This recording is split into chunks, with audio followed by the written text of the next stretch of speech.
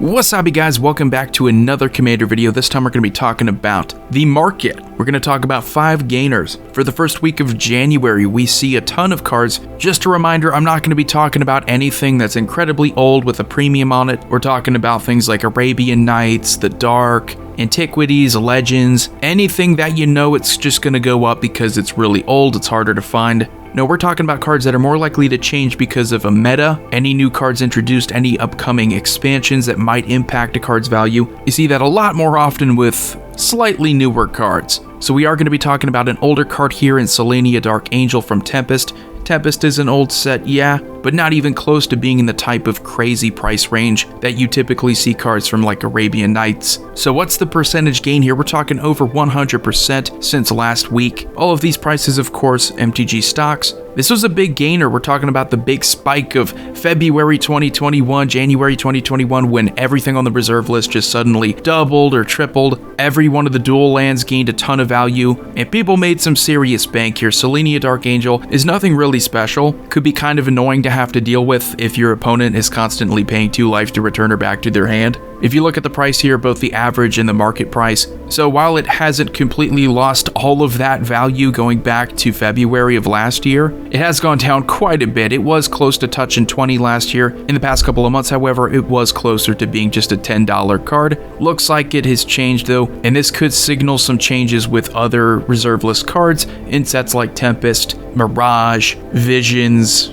Another big spike here could be around the corner. Another big gainer here is actually a new card that came out in Commander 2021, Curiosity Crafter. I love this card. I knew that we were going to see some cards from this set become a lot more expensive.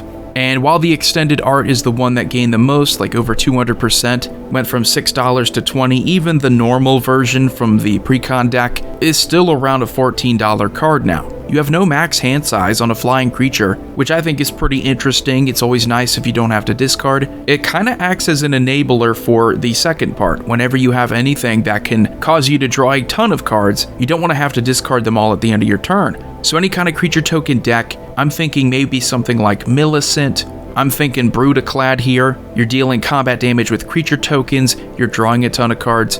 While it itself will not trigger that ability, just anything that can draw you a bunch of cards pretty quickly tends to be popular. And overall, I mean, we see this pattern with a lot of Precon cards that are exclusive to Precons. Over time, they appreciate in value more than cards from expansions. Speaking of Precon cards, here we have another one, Maddening Hex. A little bit of a gain there, went from 380 to 580. This is a curse card that could be useful if you're playing something like Lind from the Commander set of Midnight Hunt. Very confusing. Any kind of curse deck where you needed something like this. Curse decks are weird because we have a lot of curses, but we don't have a ton of like really good curses. We have a handful of them, and I think Maddening Hex is above average. You can really punish a player whenever they cast their non-creature spells if they have a lot of non-creature spells, especially if they're playing something like Spellslinger. You're rolling a d6, which depending on their willingness to keep their turn going, could be a lot of damage dealt to them in a single turn. And another big gainer, it's not really much of a surprise, Sakashima Student from Planechase Anthology.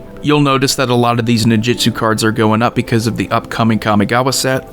And we have a ninjitsu clone here. That's pretty much it. It's a clone that's meant to be a ninja for ninja synergies. It also happens to have one of the cheapest ninjitsu abilities out there, making it likely an auto-include in any deck that cares about getting those triggers. And then lastly, we have a card that was also in another Precon, Pact of the Serpent from the Call-Time Precon with Lathrel. Minor gain just a little bit, but I think cards like these are incredibly underrated, and if you go back through that Precon, you'll notice there's a lot of elf support, a lot of tribal support, but tribal support that's going to age really well. You know it's going to be around for quite some time. You choose a creature type here, target player draws X cards and loses X life, where X is the number of creatures they control of the chosen type. I also love how flexible this is, so if your opponent has a lot of creatures of the same type and they're at a really low life total, this could potentially just knock them out of the game. So it was intended to be part of an elf deck, but you could of course play this in any kind of deck in black where you're playing with a tribe like ninjas of course, or vampires. So a lot to think about here. We are getting closer to Kamigawa, so let me know what you think about that set as we approach spoiler season. Void here signing off. I will see you all next time.